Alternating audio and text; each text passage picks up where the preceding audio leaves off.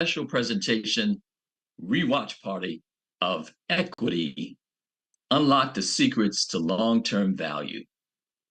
Business valuation is one of the top strategies for understanding the value of your company and assets and net revenue.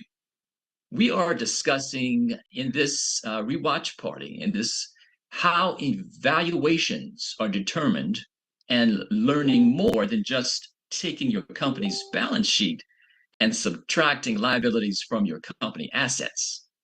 On behalf of our president, Ron Busby, our board, chambers, and staff, thank you for attending. I'm Warren Richard Jr., outreach specialist with the U.S. Black Chambers, Inc., affectionately known as the national voice of Black businesses. Today, USBC's ReWatch of Chase Advancing Black Entrepreneurs webinar is led by Mr. Philip W. Dunn, USBC's program manager and chamber engagement leader, and our special guest, Mr. Johnny Charles, senior business consultant with JP Morgan Chase. In this webinar, we used a poll to test the audience in their journey toward business equity and generating long-term value. Feel free to participate by putting your responses into the chat. If you have any questions at the end of the ReWatch presentation, email them to us at programs with an S at usblackchambers.org. And we will make sure to get those answered by the experts at Chase. All right, so we are going to transition into playing this valuable webinar.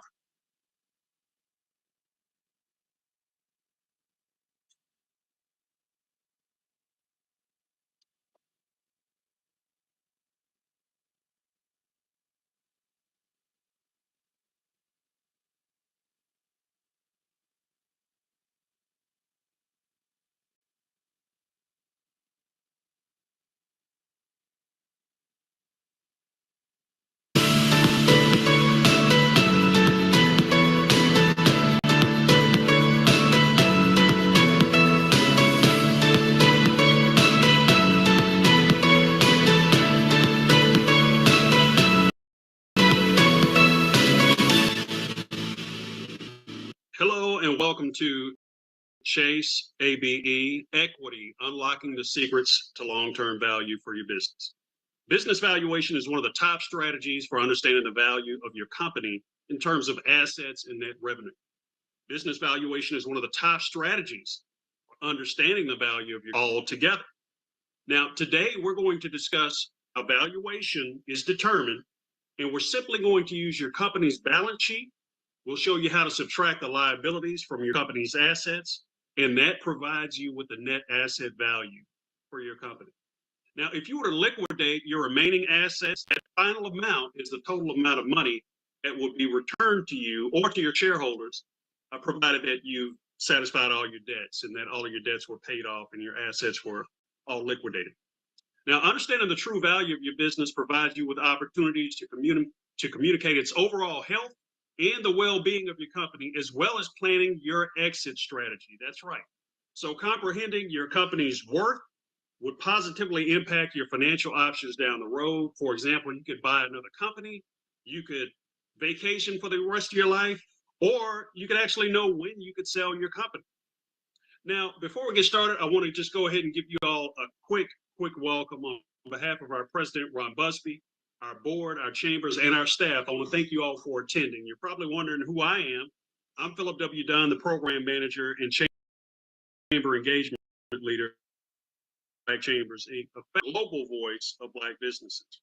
Now, we represent over 160 Black chambers of commerce and small businesses across the United States, and we're founded on 5 pillars of service. They are advocacy, access to capital, contracting, entrepreneurial training, and chamber development.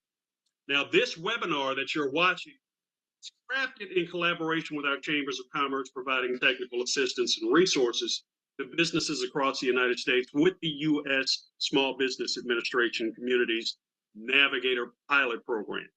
Now, we want to thank them for their assistance in developing and sharing this program. Our team at USBC, as well as our 20 Navigator chambers, we look forward to being a resource for you and to your business as you navigate through this journey. Now, before I introduce today's guest, I'd like to encourage you all to participate in the chat. We'd like to call it the fireside chat, by dropping your questions into the chat in the Q&A in response to our discussion. And we're also going to conduct some polling throughout this webinar, just to understand where you are in your journey toward business equity and in generating long-term value. Now, today, without further ado, we welcome our very special guest, Mr. Johnny Charles. He is a senior business consultant for JP Morgan Chase, an MBA from Brandeis University in Management and Social Policy. That's important, social policy, where he focused his studies on revitalizing local, state, and city economic development centers by way of new market tax credits. So Johnny has a lot of great experience, knowledge, and wisdom he's going to share with us. Johnny also holds a Bachelor of Arts in Communications with a focus on journalism and business management. So very well studied expert that we're going to have here today. Now, with over 10 years of experience in the financial services industry, Johnny has held a number of positions centered on economic development and restoration, including his position as the Director of Economic Development at Dorchester Bay Economic Development Corporation. Now, prior to this role, Johnny served as the first managing director of the Boston Ujima Project. So remember that word, Ujima. He currently serves on the board of Southeastern Economic Development Corporation, or SEED. So with that, we have 4 questions that will give Johnny a sense of who we are in the audience and what stage of business development that we're in. But before we do that, we're going to turn it over to Johnny to tell us a little bit more about himself. Take it away, Johnny. Well, thank you, Phil. I appreciate you. And thank you for the SBA for giving me the opportunity to talk about valuations, small business growth in general. I like to think a lot of our work here as senior business consultants at JP Morgan Chase are really about behavior change and adopting positive behavior that are directed at building wealth, both individually and ultimately from a community perspective. I won't take up too much time in introducing myself. I feel like we've said a lot, so thank you for reading off the bio. But I'd like to think that for me, the most important aspects of myself is I'm a father, I'm a partner, I'm a community member, family member, friend, and I like to think a decent human being. So thanks for having me here. And without further ado, I don't want to hold up the agenda for too long. I'd rather us get started on the poll, and then we'll dive right in. But thank you again.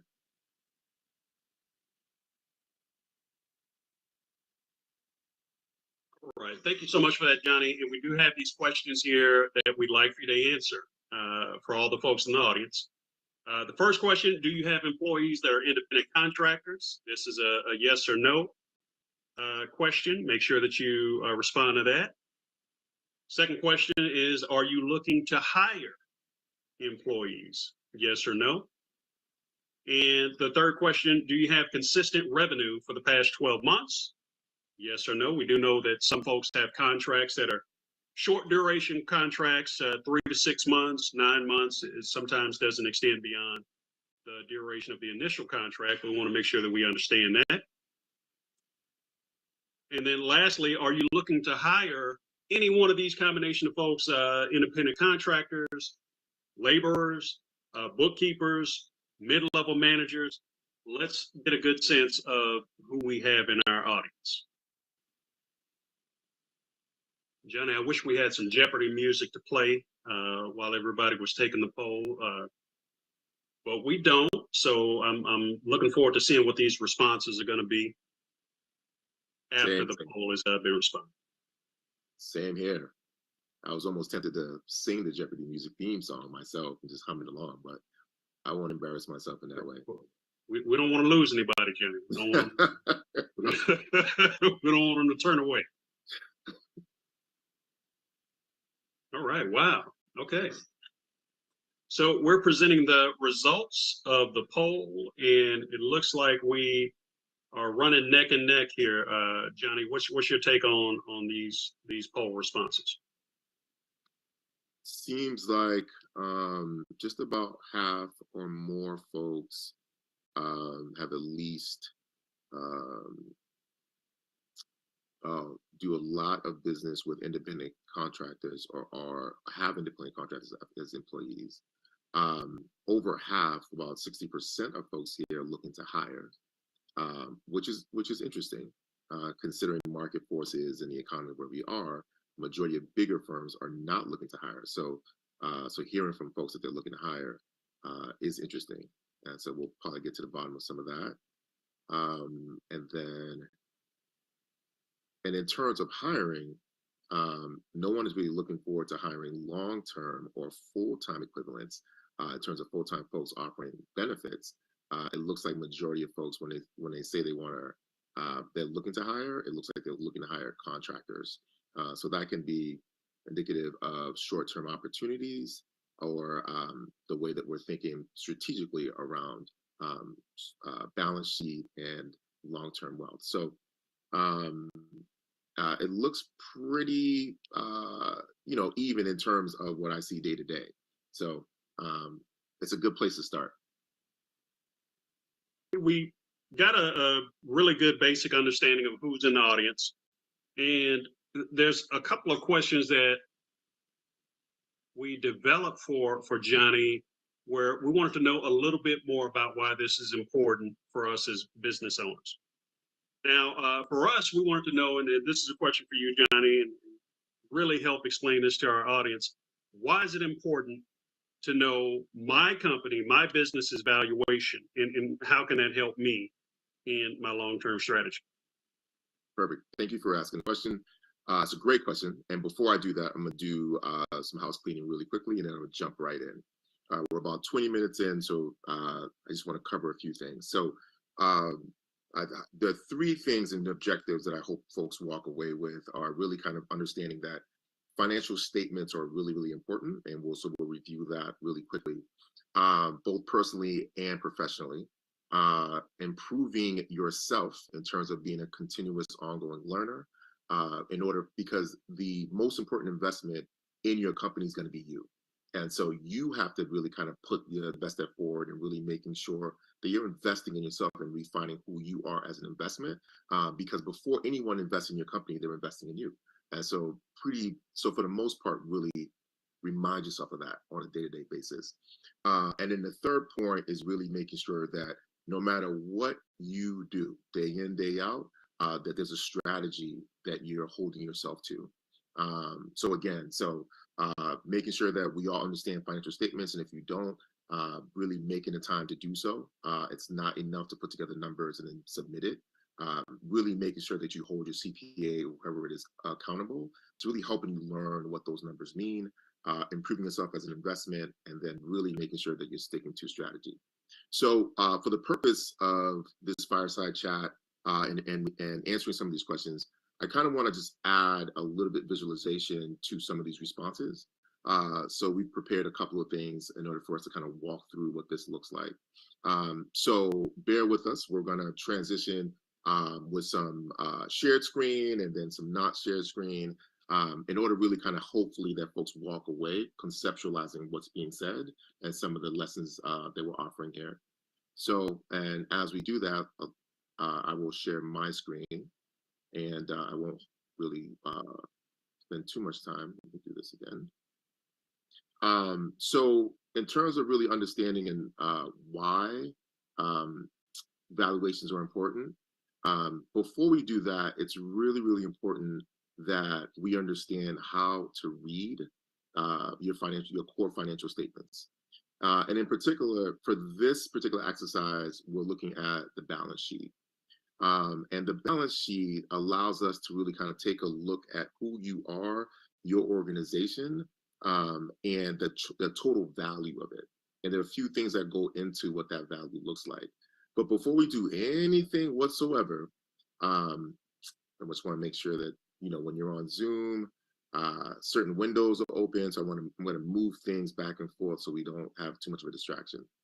All right, here we go. So the balance sheet, and I know folks, you hear the balance sheet equation all the time, that your liabilities and stakeholders' equity equal your assets. So I want to point to a few things. So when we think about the balance sheet, we want to make sure that we understand what our total assets are. And those assets are a combination of some short-term and some long-term assets. What does inventory look like? Accounts receivable, which is money owed to you that you're trying to collect. What does equipment look like? Those are all assets. And then we move down to liabilities and really understanding, what do we owe? Whether it's a loan, a short-term, long-term loan, or bills that you're actually paying in short-term and long-term. And I say short and long because those are all captured on the balance sheet. And we want to make sure that the two equal, from the assets and total liabilities and equity, that they both equal. So anytime that you're getting a statement, you want to make sure that those total assets and total liability and shareholders' equity equal out to each other. And this plays out here on this side. So I'm gonna move this circle here. And I thought I would use this circle as a cursor just to kind of really make sure that as I'm saying things, people can actually see it for what it is. So this is a made up company. So we're using this sheet here called XYZ Sample Company as an example to really kind of illustrate these numbers. And we just thought to do this just to make it easier versus just having slides. This here is produced by myself. So I want to just really, as a disclaimer, this is not a JP Morgan Chase product. Although I'm representing JP Morgan Chase, this is not something that JP Morgan just really put together and offer clients. This is for the purpose of learning and experimental learning, and that's it. And so I walk through a lot of my small business clients when we talk about valuation, when we talk about balance sheets, when we talk about cash flow. And just to name, we're looking at, we want to consider 3 basic financial statements. Today, we're really kind of just only talking about the balance sheet, but we're talking about the balance sheet, the cash flow, and the profit and loss, also known as the income statement. And for the purpose of time, we're only going to really refer to the balance sheet. But really understanding and knowing what the valuation is and the total amount of the value of your company really gives off and allows us to really understand, okay, how much can I sell it for? So again, and now that would be expressed in what is the purchase price of your company. And I can go into more details, but let me, I'm going to just give you some space and time, Phil, to ask some more questions. I'm going to leave this up just to kind of help answer a few things. Thanks for that, Johnny. So as business owners, we oftentimes get caught up in just running the business, making sure that our processes are working, making sure our customers are happy. But actually, we spend some really good quality time, the financials, our assets, our liabilities, how much we own, how much others own in the company. But from what I can tell, there's probably some strategies that we all need to follow in order to make sure that our balance sheet, our income statement, all of that is healthy. So can you tell us about a couple of good best practices or best strategies to manage our business towards financial health? So I think, and let me just stop sharing screen for now. I would start with your business is a living, breathing organization. And I was going to say just organ. And I think the way we should think about our business is somewhat of a person, right? And so when you think of that, break it down to the individual level, you as a person have a balance sheet. And if this is kind of a new concept for you, I would say really hold on to that and really think about that a little bit more. You have assets, you have liabilities. There's also equity in what you own and what you have. And really taking account that is where we start. And I think oftentimes business owners go into business really not understanding these concepts. And so therefore there isn't a practice of making sure these things are kind of upheld well. And so we miss the mark on things, so we're relearning or unlearning certain practices. So for example, as a person, if you're not already taking a look at your credit card statements, if it's one of those things that, hey, I would rather see that, would rather not look at that until, next month, I'll pay it down when I can. Understand that those are same practices and behaviors that's going into your business. It's only a matter of time before those bad habits actually seep into your practices for your business. And so let's bring it back. So if you have good general practices personally, it's only natural that you do the same for your business. And so if you know for a fact, hey, I'm really tough when it comes to, I'm really bad at credit, I don't pay my bills on time, you might have to delegate or seek out additional support or outsource what that support looks like. Okay, well, when it comes to bookkeeping and thinking about your financials, you might not be the best at that, right? So you might want to delegate as in terms of what that looks like. So rather than go into the balance sheet and talk about goodwill and talk about the multiples, those things are really important to understand. But before we understand those things, we also need to understand how in the world do we manage our balance sheet on a day-to-day basis for ourselves in order really to do the same thing for your organization. I appreciate that. Some of the things that I've captured, definitely understand and study your financials, develop good practices around reviewing your financial information, your transactions, learn how to delegate some of these tasks. For those tasks that we don't have a full understanding of, make sure that we learn how to delegate. So there are a lot of different strategies that you can take in order to move towards financial health. These are just a few, and I'm sure that Johnny will be sharing even more as we move throughout this presentation. Now, the other thing, Johnny, when I think about like a business, anytime I want to, accomplish a task in business, I can outsource, like you mentioned, or delegate a specific task to either an employee, or I can hire a third party. Now, when it comes to business, if I want to grow and I want to maybe grow by acquisition, or if I want to, divest and sell, then I have to have some type of exit strategy.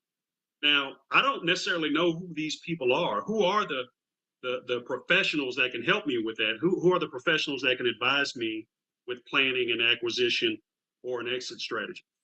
Yeah, and I think that varies. Obviously, we can think about individuals that represent venture capital firms.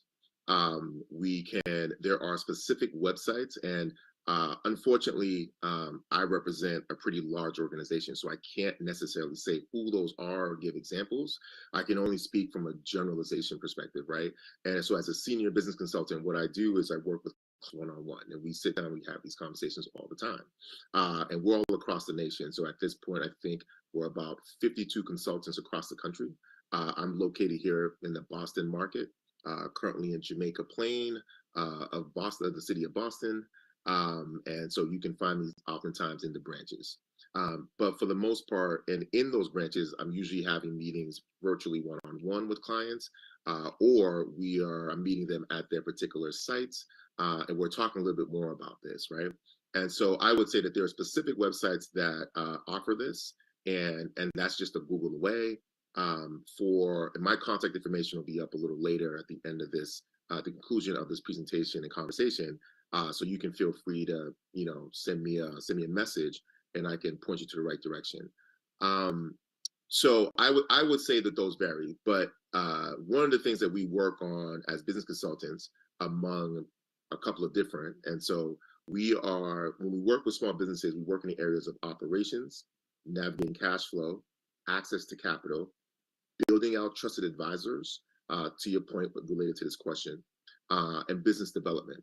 And building out trusted advisors, this would be a question that come up, and then I'd say, hey, let me send you 3 to 5 different individuals that can point you in the right direction. You should always have a CPA. You should always have a strategist, in any particular who has experience. You should always have a legal counsel. And all of those, particularly in your circle, can guide you in terms of what that looks like. When we think about business strategy and combining this piece about selling, let me share screen one more time. Let's take a look at a few things. Now, when you're having this conversation around selling, leveraging, and really what it takes, it's really important that we understand what it means to have this term called EBITDA, right? So earnings before interest, taxes, depreciation, and amortization. And this is pretty much, we've accounted for revenue, we've accounted for cost of goods sold, we've accounted for all expenses, and we've subtracted that gross profit and expenses. And the next tier is we're including depreciation, we're including taxes, and that would give you the net. But before we get to the net, we are gross, and we're subtracting the gross profit from your expenses, so your general expenses. And this would give us the EBITDA. So the EBITDA pretty much is, what is that operational income? And this is a good practice to do just for your own personal self and household. You as a person have an EBITDA, and so there's a total number that's attached to that for yourself. So, and I'm gonna refer back to the individual a lot, because if we're thinking about behavior change, and we're thinking about creating wealth, long-term wealth, these are the practices that are needed. And I won't go too much into that. So EBITDA, in terms of what, when you want to exit, what's your exit year, and this is more of a target. So when we think about, so I'll walk through some of this terminology, and I'll try not to take too much time. And when we think about terminal value, for the sake of this conversation, we're only just referring to you as an enterprise. So this is the enterprise value. So, and when we say exit multiple, you'll hear multiples a lot, because once you get into this conversation around selling, it really is, how much are we making from this investment in terms of the buyer of your business? And the multiples is, we're looking at 6 times what that amount is. So if your business, in another sheet, I think further up, we have a total amount. We have here,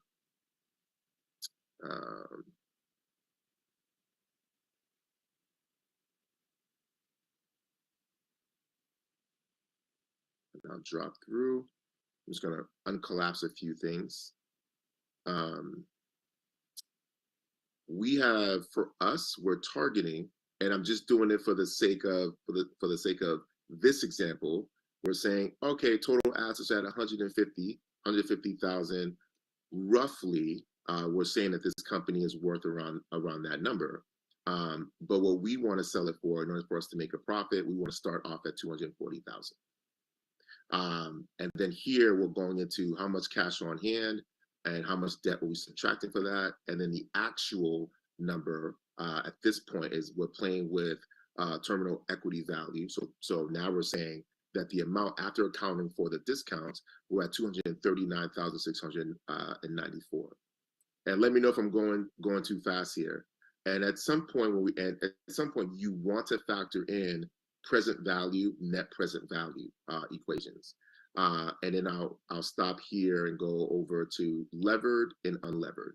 So internal rate of return is literally really kind of, I think oftentimes we think about, all right, what's the return on the investment? That's one calculation. Internal rate of return is oftentimes used in sense when we combine assets, when we combine all assets, liquidated assets, all version of assets, and the frequency in which that we're earning a return from those assets, that gives us an internal rate of return. That is extremely important when we think about selling and leverage. And so unlevered is really before you factor in the debt. Levered is with debt. So you are producing a rate of return of 16% when levered is at 25.7%. And again, these are for examples. And I wanted, and when we think about, so what I want to do is make sure that we're not just going to just throw language and say, hey, we are selling and we want to talk about what it means to exit out. Well, in order to do this, it's really important that we're being strategic, right? So like, where is the value of your business now? And what you need to understand from a balance sheet, from all financial statement perspective, and then go, all right, great. what are we forecasting this to be within the next couple of years? When are we ready to sell? Hint, when are we ready to exit? I hope that answers some of the questions well, Phil. And I'm going to stop. Yes, it does. So when I think about EBITDA, this number might be an indicator for me to say, okay, I'm at a good place, I'm ready to sell. Yep. Or it might be an indicator to say, okay, what happens if we double production or if we increase our sales by 20%? What does that bottom line number look like? Is that one way that I can use EBITDA to kind of help me in pushing in order to increase the value? Yes, absolutely. You can use, so EBITDA is really kind of the barometer, it's the proxy, right? It's what you're earning off of operations before you have this, before you are paying the additional cost of business, which is taxation, interest, amortization. And I won't go in too much into detail about each of those pieces because we just don't have the time. And but for the sake of time, all of those matter. So when you have your EBITDA, you want to say, okay, great, this is what we're earning based off after we account for our expenses.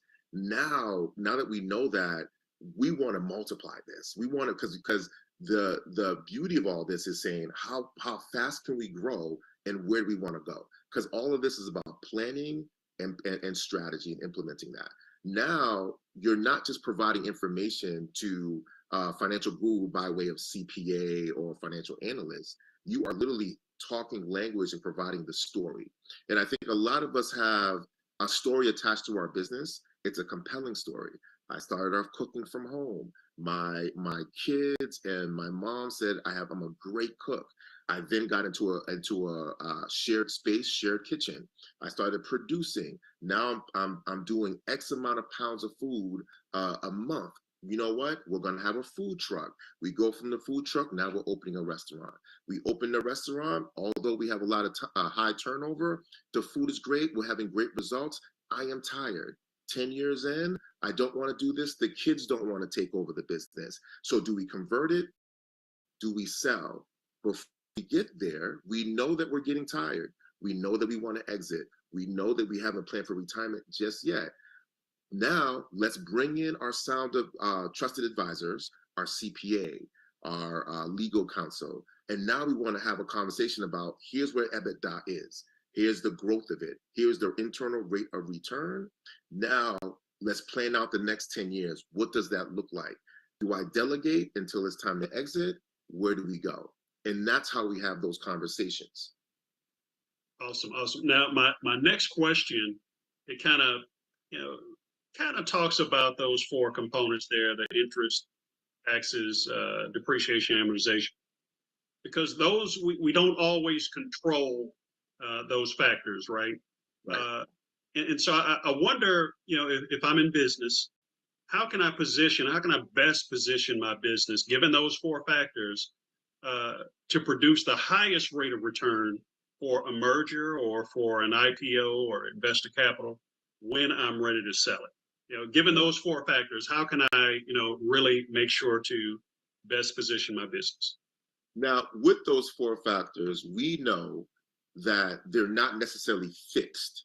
And so what in the lending game, you typically, we phrase this as a stress test. And,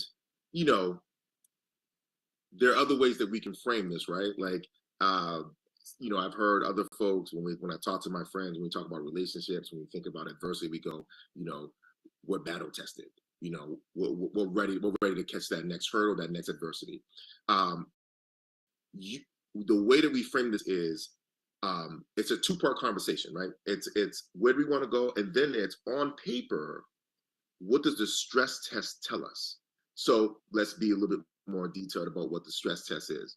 Whenever you go out for money, when you go out for lending, a lot of your revenue, your collateral, your assets are discounted. And then they say, well, I'm going to reduce this at 50%. How well do they do? And guess what they use to measure how well you do? So, and then they put a whole bunch of variables, tax rate. Typically in my projections, I usually put in consumer price index, the change of inflation from month to month.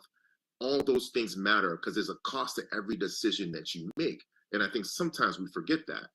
And so just as a, just want to take a look at this, these here.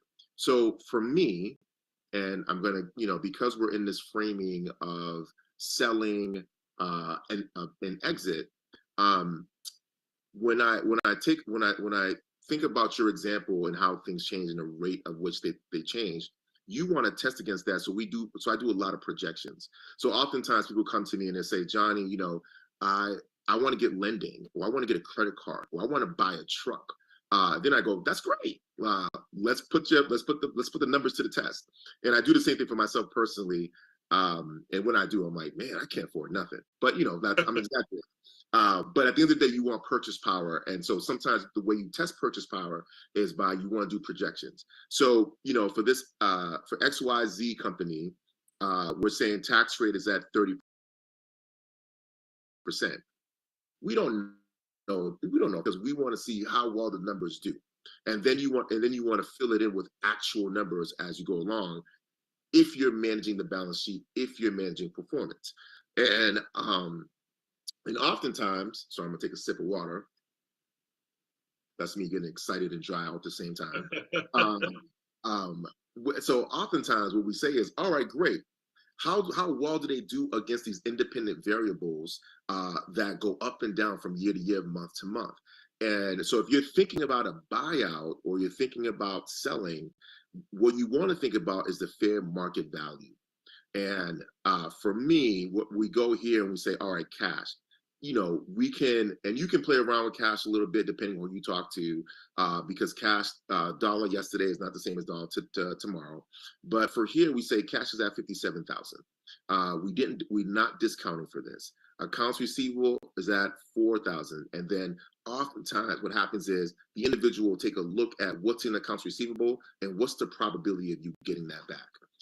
So here, I'm just gonna, give an educated guess and say, 500 of that is not going to carry over, or at least you're not going to retain. Inventory at 6,000, about 4,800 will be the amount you retain. This all adds into your fair value, and here's the adjustment. And then this goes into your purchase price allocation.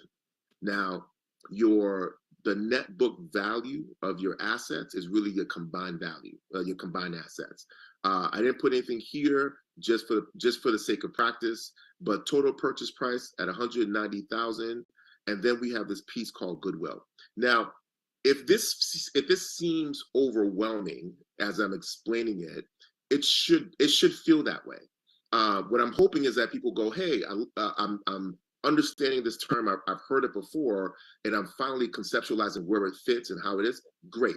But if a majority of this information is like, well, this is a lot, good, because that means it's going to require some time for you to understand. And in that time, if you're investing in yourself, then you are becoming that better and that better of an investment for the person that's looking to buy your company.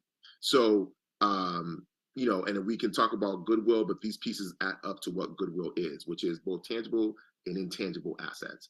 And when we think about selling, goodwill is going to be really important, because sometimes goodwill can be expressed by way of your brand.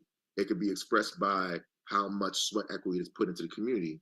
And sometimes it can be expressed by you've done really great marketing, and depending on your industry, this will allocate towards that. People will pay for that. And there's some companies that don't produce revenue well, but their goodwill is really, really, really good, and it's worth investing in them, depending on what we're talking about. And most of the time, we're talking about tech companies. So, I mean, I'm gonna pull back, and I'll stop there, and I'll stop sharing. So, if you could leave that up, John, because now you've given me some ideas as a business, person on how to actually position my business for success. Manage cash. Right. Make sure that I'm managing my cash and I'm being diligent about, the cash that I have on hand, and have good controls around it. My accounts receivable, making sure that I have good policies in place to call and collect on those accounts receivable, or be prepared to factor, or work out some kind of a way to ensure that I collect on receivables, my inventory, making sure that I'm getting that out the door, pushing that out the door, considering all other opportunities to move the inventory. PP&E. Maybe I need to start purchasing equipment with a longer life, maybe shorter life. I don't know what that impact is on EBITDA, but these are the four things that I know I can manage if I'm strictly a business person. Now, the other stuff that you mentioned, I want to leave that to my accountant or leave that to you, Exactly. Johnny. But these are the things that I'm going to see and put my hands on in my day-to-day operations of running a business, right? Yeah, and if I could put a plug in, and I'd be wrong if I did not, so I don't want to be remiss. But a lot of this stuff outside of your advisors, which should include your advisors actually, should come down to your banking. So if your banking relationship is only that you are depositing and then you are withdrawing and you're out of there, I'll tell you now that it doesn't work. Now, obviously, I'm biased. I'm telling you to go to Chase, obviously, so I'm going to be explicit about that. But it is your job to do the due diligence to figure out what banking works for you, right? And when we think about what works for you, cash management, what does that look like from a banking perspective? Making sure that you have the best account and best resources where you're not losing money on fees. And that's what that looks like once you are over a threshold here at JP Morgan Chase and you have a private client advisor. What does that look like? And now you're talking about where does the cash go for long-time investment, right? And where does that come from? Does it go into treasury? Where is that in the banking world? Accounts receivable, making sure that you're collecting payables and make sure you're collecting receivables on time. Because you need a banking relationship and software that allows you to do all those things all in one. And forgive me for the selfish plug. I apologize, but I wouldn't be doing my job if I didn't tell you it really comes down to your banking relationships. And for those entrepreneurs that are out there that has you are at one bank and you got reserves in one from the business, you're at another bank and it's kind of cash management or taxes, I'll tell you, they have to all align. And so whether it requires you transitioning in and out of a bank relationship, it's going to be, I will say that it's important that you do so. You want one bank. You want one bank that does it all. So therefore, it lessens the stress and the worry that you have to go through and experience. And personally, I truly believe that. And that doesn't come with a selfless plug. I do truly believe that. And it is okay to have different relationships elsewhere, but when you think about your business, do it justice and make sure that you're under the same roof. And a lot of these pieces can be discussed in detail with the right banker and the right bank. And I appreciate you for taking that selfish plug, because I agree. You want to be able to offset your accounts, and I think like you said, you have to be under the same roof, so to speak, when doing that. Now, Johnny, there's really one more question I have before we go to the audience, and I like to think about the timing of business cycles. You have economic cycles. If I'm a business owner and I'm looking to sell, obviously I can't sell tomorrow. What should I look for from a timing perspective when planning a strategy to sell or even to buy? What's the best time to execute? What should I look for in taking one of those transactions? So for me, there's a couple of things. One, you want to take a look at operations. Does the business survive without you? And if it doesn't, then we've got a problem. So let's not think about time. Let's think about let's plug that in. Can the business run without you? And I'm not saying that you don't have to be there, but does it in terms of management, insight, perspective? But if the place can't run without your oversight and management, the day-to-day, meaning your physical presence, then you've got to improve operations, making sure that you have management that buy in to the culture and to where the company is going. Number two, I think when I think about timing, I'm thinking about externalities, right? So I'm thinking about recession, inflation, really paying attention to the market from the perspective of cost savings. And currently, right now, I think there was a report released around interest rates for mortgages from, I think, a few percentage points. It went down. I think it was from 7.6 to 7.071. But but feel free to follow up with those numbers. But those things are really important because they have an implication on your business. So making sure that you are in the know, not just for current events and affairs, but making sure that you understand what the market is, because interest rates matter. You are borrowing somehow, some way. The amount it costs for you to buy supplies, that's predicated on interest rates. That's predicated on a whole bunch of things, but you want to think about the rates. So if the rates are too high, it depends. It depends on the strategy. So it could, if the rates are high enough, then it's probably a good time to sell. You're probably going to earn a lot from it because whoever. But if that other person needs to borrow that money in order to buy the company, it may be hard. So it really, for me, it's the timing perspective is there's an externality focus, which is around the market, the interest rates, and the other piece where you want to start off is operations, and how long is it going to take you to get operations to a place where you have like kind of not a, I want to be clear when I say this, you want to have like a franchise model, not necessarily launching a franchise, but from the perspective of, can things run smoothly without you being physically there? And then, there's always the option, when you do sell, to stay on and run and manage for a couple of extra dollars, I like to say, the business until things can run on their own. So I definitely like that. Now, Johnny, I don't want to monopolize all of your time with just my questions. I know that we do have a couple of other questions in the audience. I'm going to look to the Q&A to see what has come in. First of all, David Payton says, great explanation of EBITDA. And I know I took a couple of accounting courses back in the day, and, with yours, I was able to stay engaged and follow it all the way through to the bottom line. So I definitely appreciate that. And I agree with David Payton on that. Mickey Williams asks, how does all of this work for service-based businesses? If you're not pushing a product 12 months out of the year, but you provide services, maybe it's throughout the year, maybe it's, a couple of months out of the year. How does all of this work for service-based business? Well, we would have to talk individually one-on-one, but what you're looking at is less inventory, but it's more branding and goodwill in terms of the intangible assets that you get to measure. And what I would recommend is taking a look at the numbers from a service perspective and seeing what is your goal, how far do you want to grow? And then at that point, we want to push it to a subject matter expert. Because not all businesses are fit the same. As much as we have NAICS codes that describe your industry, even NAICS codes don't solve it when we think about industry barometers and benchmarks. So that would require context, and it would require some nuance in terms of what kind of service, where do you serve, what does that look like, what does traffic look like, what is the demand on that particular service.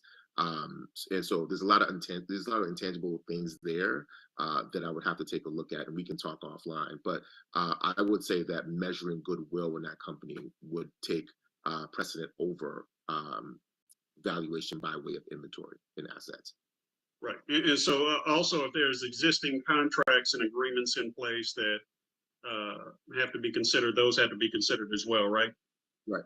And that would, from a numerical perspective, that would account towards assets. And that's why goodwill is a better measure, because the value of those contracts by way of number, and is it anchor institutions, right? By way of higher education. Is it a 4-year institution that you have those relationships with? Is it another chiropractic service somewhere? Is it professional services? So that's why the nuance and the context of that is important. Okay. All right. And thanks for that, Dave, or not David. That was from Mickey. Sorry about that. David was the one that was talking about the EBITDA. So I wonder, Johnny, if you could tell us a little bit more about the actual management of business, really preparing to sell. If I had 30 days to make sure that my business was right, to make sure that it could run without my, being there, what other things do I need to do in order to make sure that that business sale closes in 30 days? First of all, I would advise against that if you've got 30 days. Absolutely not. I'm also looking at time, so I don't know if you want to go a little over, Phil. I don't know if it's a hard stop at 3. But for the full answer for that, we don't have enough time. So number one, I'd advise against it. That's like saying we're going to close on a home and a mortgage in 30 days, and you're just now collecting documents. We can aim to do that, but as you know, sometimes that's not a guarantee, and sometimes that drags on. And if we go past the 30 days, those documents are required again. Because keep in mind, the balance sheet, the income statement is a snapshot in time. So timing is important. So you want to make sure that if you're having to close in 30 days on a business sale, I would urge and encourage that you extend that term. So at this point, I would say it all depends on the terms that are being negotiated on, and that will predicate and dictate what your next step is. But aside from that, that's not a quick 2-minute response. That's why you're the consultant, and we're here to learn from you. So, Johnny Charles, I want to thank you, and I want to thank everyone for attending Chase ABE's Equity, Unlocking the Secrets to Long-Term Value. Now, this was all possible through our work with the SBA Community Navigator Pilot Program, funded in part through a grant with the U.S. Small Business Administration. Now, a tremendous thank you to Mr. Johnny Charles, our senior business consultant with Chase, for sharing his wisdom with us today. We do intend to bring Johnny Charles back to share more information with our audience. And I also want to thank our community navigator chambers for advocating for Black businesses all throughout the year, and to you, our viewers, for sharing in this discussion. Now,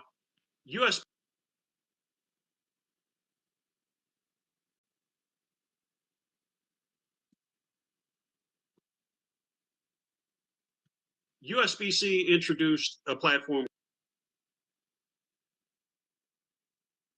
Okay. Thank you so much for watching this inspirational webinar.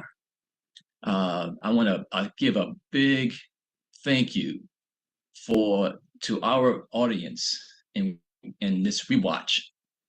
Every time I watch this particular webinar, it is inspiring because Mr. Johnny Charles goes into some great detail, not too much to overwhelm us, but to give us a firm understanding of the big picture and the next steps, depending upon where we are.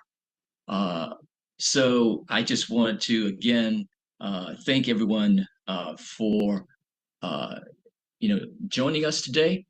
It is our hope that you benefited greatly with the information shared with you by Mr. Johnny Charles, our expert from Chase, and the great interaction from Mr. Philip Dunn. And again, for you attending today, if you have any questions, the material you learned today, you can email them to us at programs@usblackchambers.org. I'd like to put up, to make sure you have that visually, I want to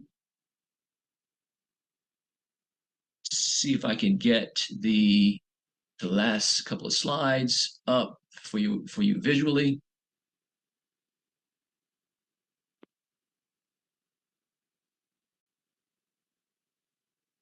Okay.